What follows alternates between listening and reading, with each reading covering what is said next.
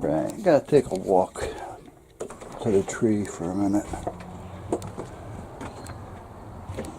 I don't know if you can see that wire or not, but it's got a little slope to it. Now originally that wire was a little bit straighter than that, but you know, the wire stretches over time. And it's been up for about 2 weeks now with the wind and the rain and everything else. So what I'm going to do is go over to the tree and tighten it up a little bit. I got a strain relief over here. Now what the hell is that? Heart doctor appointment on the 11th. I was going to go for stress test, and I canceled it because I didn't feel it. I was going to be able to handle it. Feeling the way I did, or do. And that's it. Mushrooms. Let me just cancel it now. Call Bonnie from the heart doctor and I told her, just put a monitor on me for 24 hours or 48 hours. And says to me, aside from there, what happens when it doesn't happen as far as what I need or don't need. Alright, so, there's paracord. You put it on for a minute.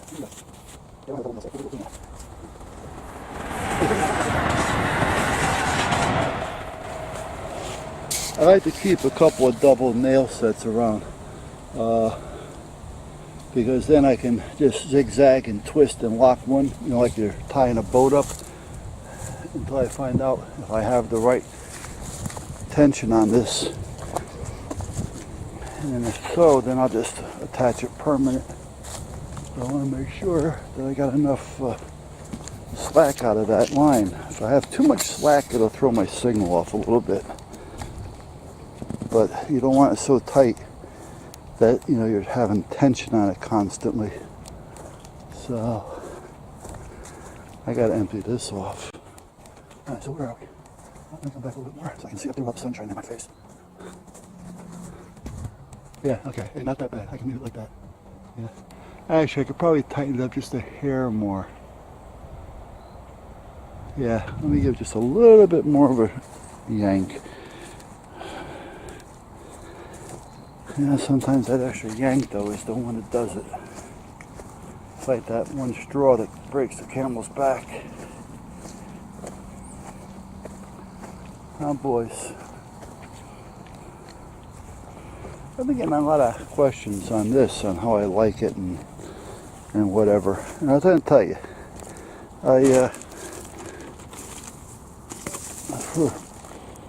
for what we're using it for, it's great.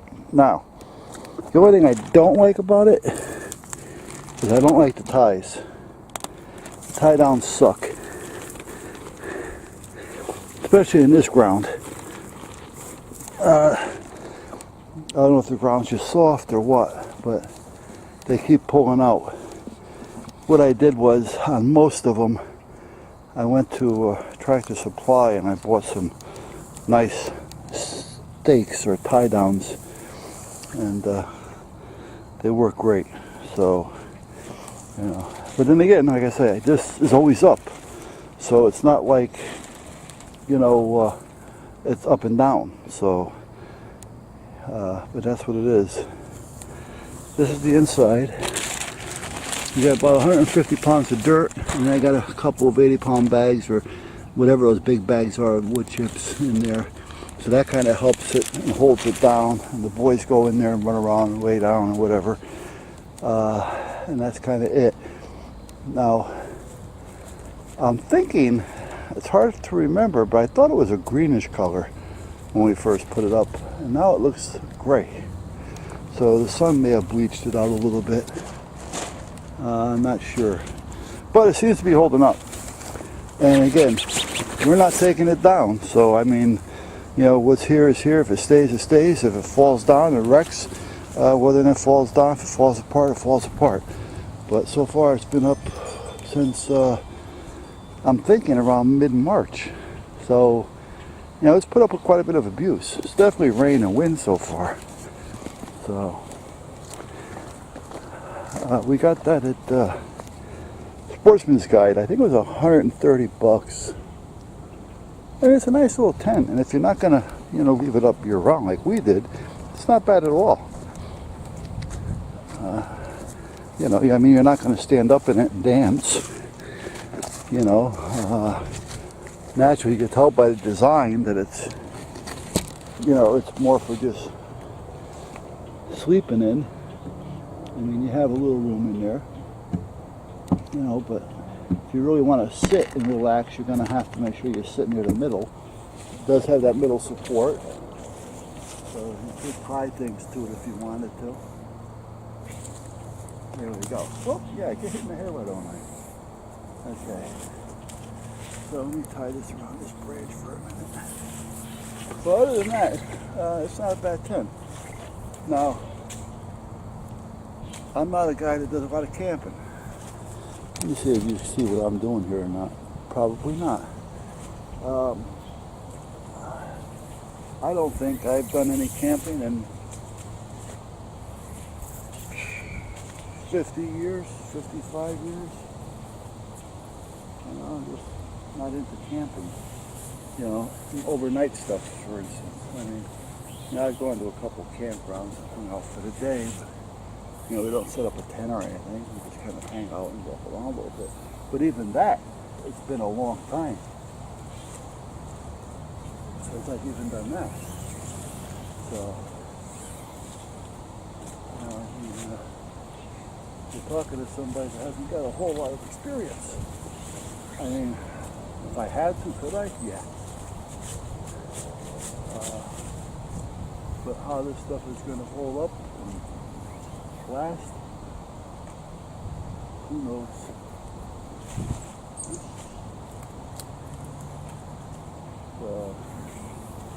So like I say, it's put up so far with all the rain and everything we've had.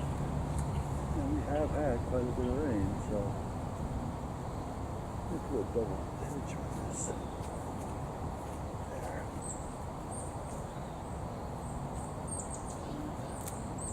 Let's tie it off over here. Put another one on it. There. Put that through it. There.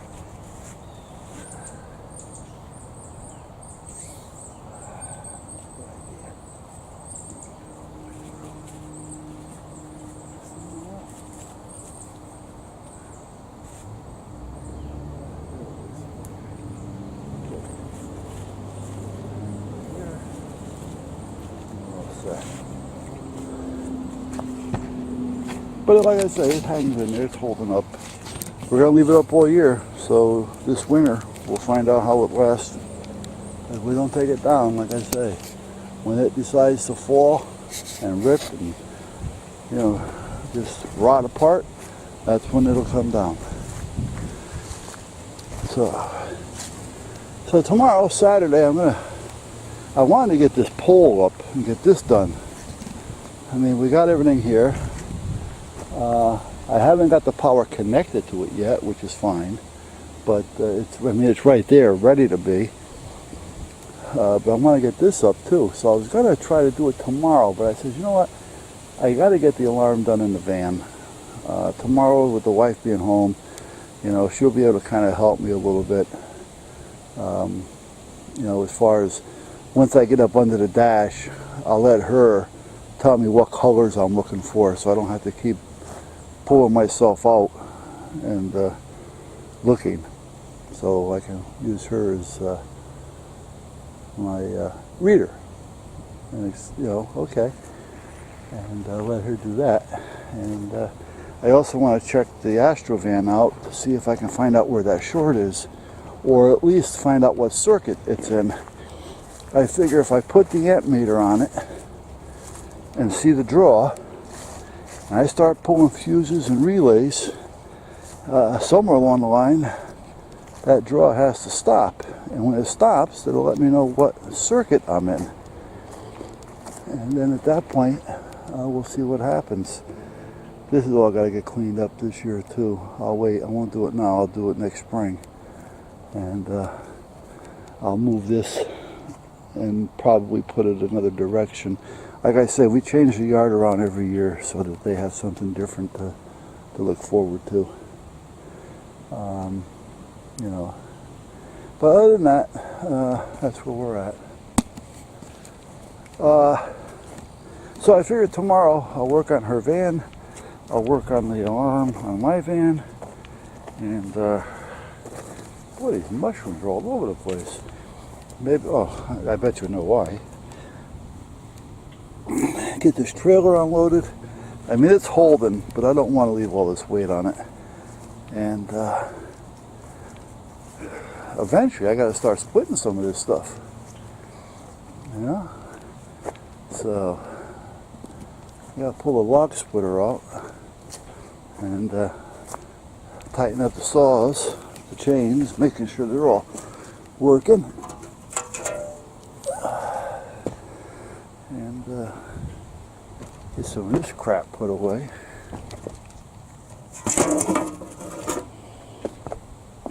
Something you really don't want to fall on.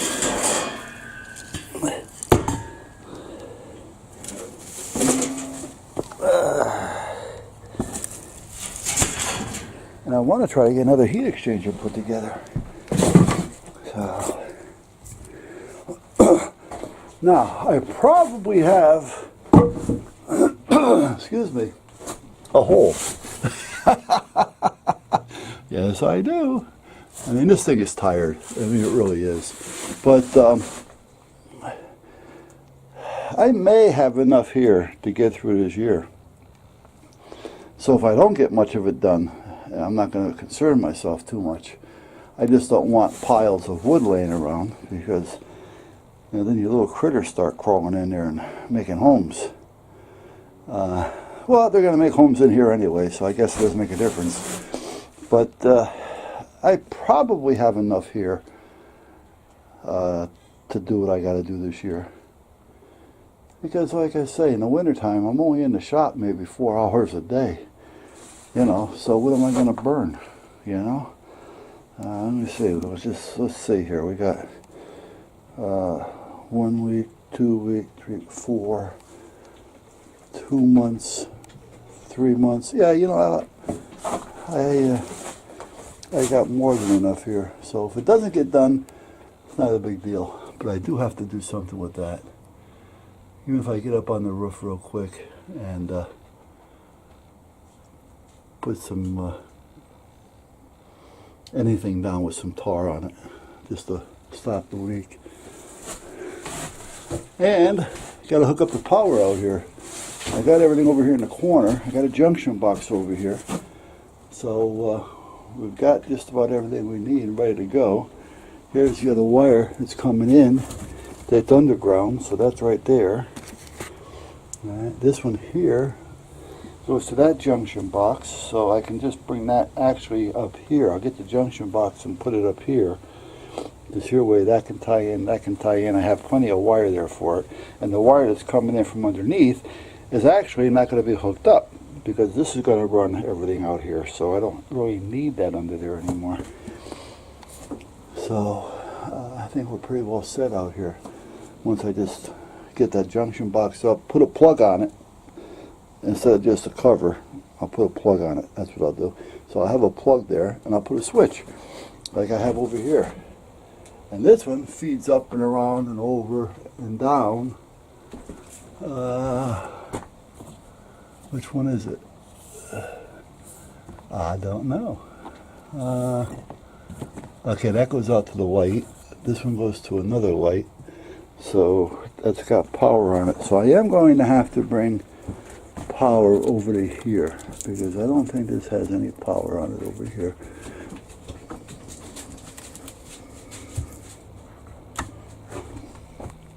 No, that switch works that light. So there's no power over here right now. Okay, this is a timer switch that works the backlight.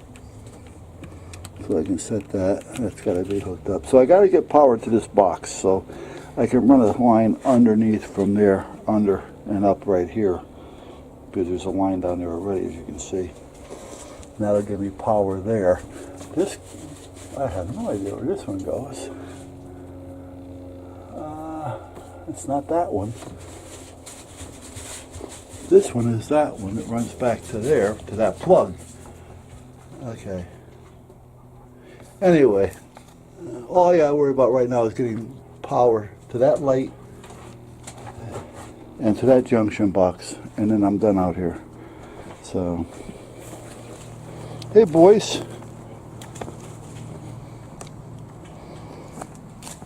All right, I'm done. Back into the shop.